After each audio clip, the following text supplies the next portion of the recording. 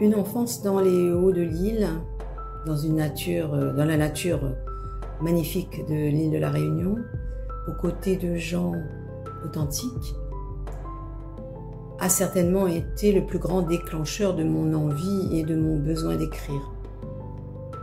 Enfant, j'avais des yeux et des oreilles partout et j'engrangeais tout le temps. J'ai certainement beaucoup rêvé, beaucoup idéalisé. Je partais de la réalité pas toujours enviable et je la mettais dans le moule de mon imaginaire et puis voilà, et j'écrivais. Pour moi, tout est vivant, tout a une âme. Je garde certainement de mes ancêtres africains une sensibilité animiste que l'on retrouve dans tous mes romans. Je puise donc mes récits dans la vie qui se déploie autour de moi, que ce soit à La Réunion ou dans le monde. Je vais chercher des scènes de vie pas toujours parfaites, authentiques surtout, brutes. J'aime parler des gens simples. Et je vais chercher dans ces scènes tout ce qui est beau, tout ce qui est lumineux, qui est inspirant et qui peut servir aux autres. Mes fictions sont toujours basées sur des réalités présentes ou passées.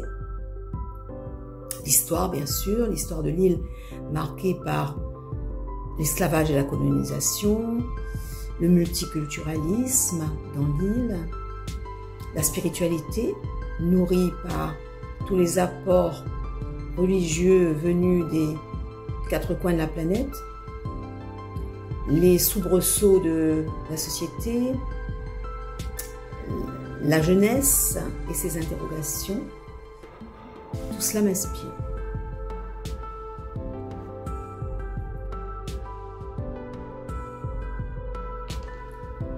Mon dernier et 9e roman s'intitule « Pour que reviennent les papillons ». L'action se situe dans une île appelée île Tortue, qui n'est pas sans rappeler bien sûr l'île de la Réunion. Le héros, Paulin, est un jeune homme orphelin qui vit seul dans un village qui a été déserté par la population depuis plus de 20 ans. Pourquoi ? Après une crise agricole qui a vu s'effondrer les cultures de géranium et de vétiver, les cultivateurs sont partis. Donc Paulin s'installe dans ce village désert. Il replante des forêts, il réhabilite des cultures vivrières dans l'espoir de voir renaître la vie rurale. Mais c'est sans compter des investisseurs étrangers qui convoitent l'endroit pour l'installation d'un hôtel, d'un complexe hôtelier.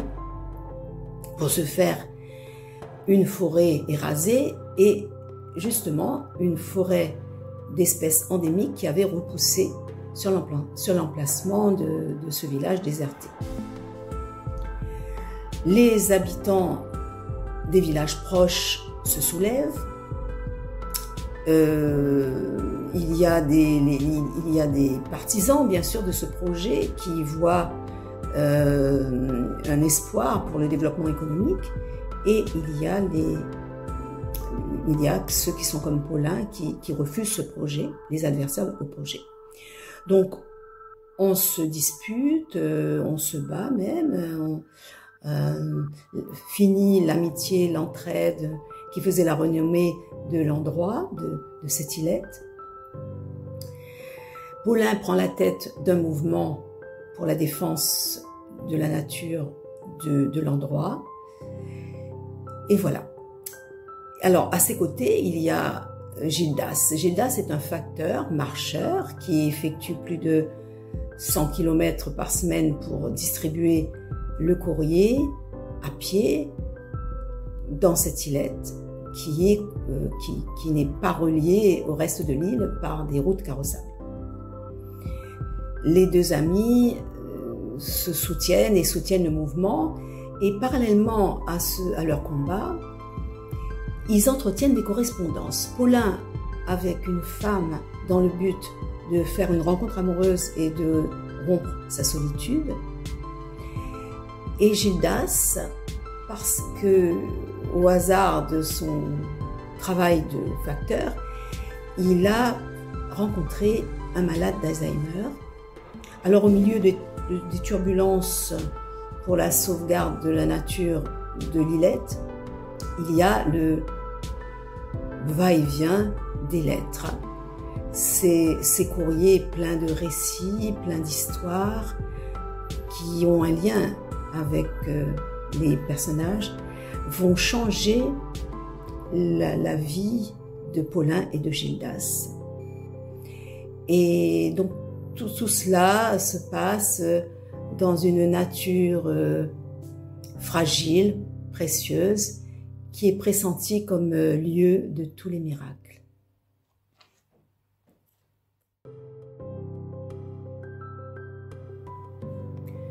J'ai eu envie d'écrire sur le thème de l'écologie, de l'environnement, de la souveraineté alimentaire, parce qu'en quelque sorte, je suis née là-dedans d'abord. J'ai toujours entendu parler, depuis que je suis toute petite, j'ai entendu parler de terre, de bois, de forêt, d'aliments, de plantes qui guérissent, de difficultés aussi, liées à tout cela. Ensuite, mon fils a écrit une thèse de doctorat sur l'autonomie alimentaire énergétique à La Réunion. Je m'en suis inspirée pour écrire un album pour la jeunesse, album intitulé « À fleur de terre, un avenir désirable ». Je ne suis pas une spécialiste, mais dans le roman, Pour que reviennent les papillons, mes personnages sont à la recherche de solutions pour protéger la nature, protéger notre biodiversité fragile, unique au monde, protéger nos forêts endémiques, trouver des solutions aussi pour les cultures vivrières. Il faut savoir que l'île vit d'importations massives au niveau alimentaire et énergétique et qu'il est nécessaire d'inverser la tendance. J'ai écrit aussi ce roman pour dire non, il faut arrêter les déforestations, les déboisements dans le but de créer des bâtiments pas toujours utiles, qui vont générer de la pollution, qui vont mettre à mal notre si belle nature, mettre à mal nos nappes phréatiques, nos sources, nos ressources, notre culture, notre identité, tout ce qui a été transmis par les générations qui nous ont précédés.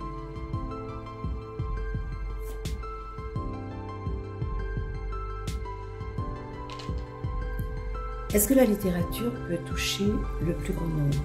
Sans lecture, on s'appauvrit, on le sait, on rate des occasions de s'ouvrir aux autres, de s'émerveiller, d'affiner son jugement, son sens critique. Mais la multiplicité des médias fait qu'aujourd'hui, la littérature n'est pas choisie en priorité, ne touche pas le plus grand nombre. De plus, lire demande un effort et nous ne sommes pas dans une société de l'effort. On peut déplorer donc que les jeunes ne choisissent pas d'abord le livre.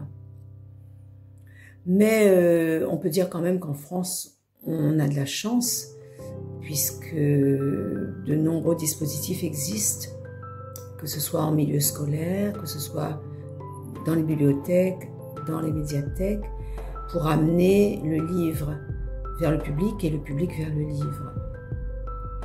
Même si depuis quelque temps, il y a un dispositif qui a été supprimé et qui cause la panique dans les milieux culturels. J'espère que le gouvernement reviendra sur sa décision. Et justement, c'est aux politiques de prendre le taureau par les cornes Parce que d'abord pour lire, eh bien, il faut posséder l'outil lecture. Et là, on touche à l'éducation, à l'apprentissage de la lecture. Est-ce que tout est fait dans ce but? On peut se poser la question.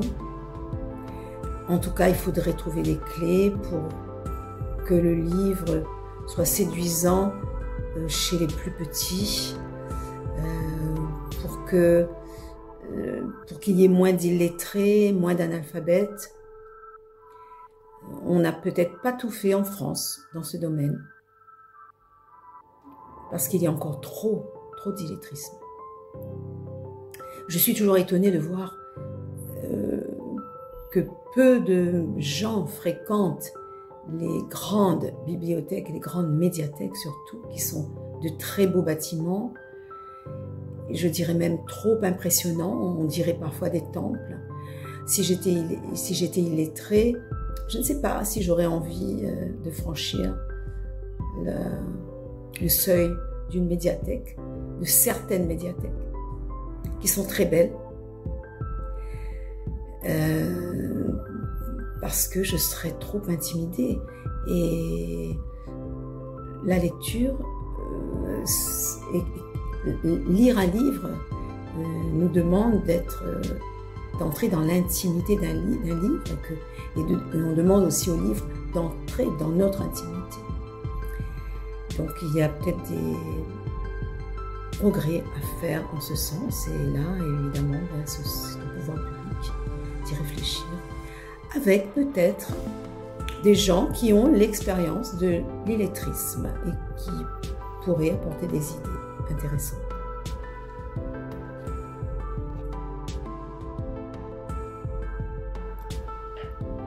Je pense que mon enfance un peu compliquée avait besoin d'évasion, de rêve, de beauté, d'amour, de joie, et l'écriture m'apportait tout cela. Elle m'offrait d'autres perspectives, elle m'offrait d'autres rapports au monde que ce que j'avais, forcément, puisque j'étais maître du jeu, et c'était très plaisant. Donc, j'arrangeais le monde à ma façon, comme je le disais, et aujourd'hui, j'aime toujours créer, inventer, imaginer, comme lorsque j'étais enfant. C'est devenu avec le temps une saine addiction, et je ne pense pas que ça passe de sitôt.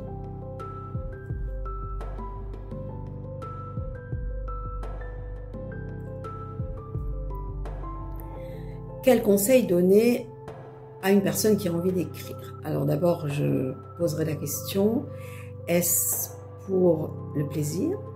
Est-ce pour soi-même? Est-ce pour être publié? Ou ça peut être les trois aussi, à la fois. Je partirai de mon expérience. D'abord, quand j'écris, je laisse tout sortir, sans tenir compte des codes grammaticaux, de l'orthographe, de la conjugaison. J'écris. J'écris avec sincérité, avec franchise. Je laisse parler mes tripes, je dirais. Le lecteur sera touché, il me semble, par la sincérité du texte de l'auteur. Ensuite, je n'écris que lorsque j'ai du plaisir d'écrire. Si je ne me sens pas en forme, je n'écris pas. L'écriture est un formidable vecteur de joie. Et pour moi, c'est son premier intérêt. Ensuite, quand on pense que son texte est à peu près montrable, on va penser à la deuxième phase qui est celle de la correction, parce que il y a le lecteur qui l'attend. Le lecteur est exigeant et on doit le respecter. Donc,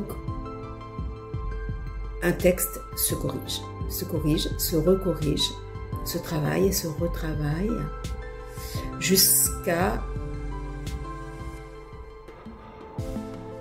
jusqu'à ce qu'il paraisse parfait. Bon, rien n'est jamais parfait, mais il faut qu'aux yeux de l'écrivain, son texte paraisse impeccable.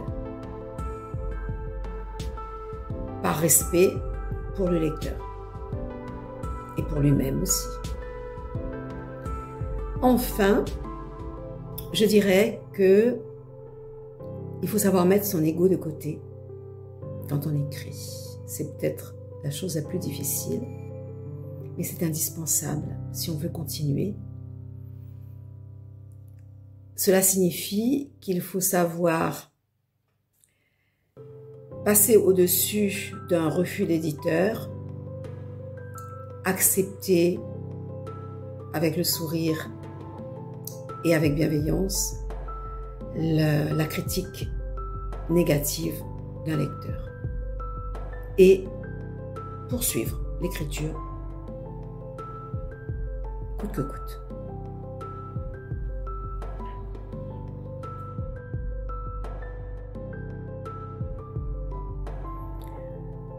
À La Réunion, mes ouvrages sont disponibles dans les bibliothèques, les médiathèques, les librairies, les espaces culturels, les musées.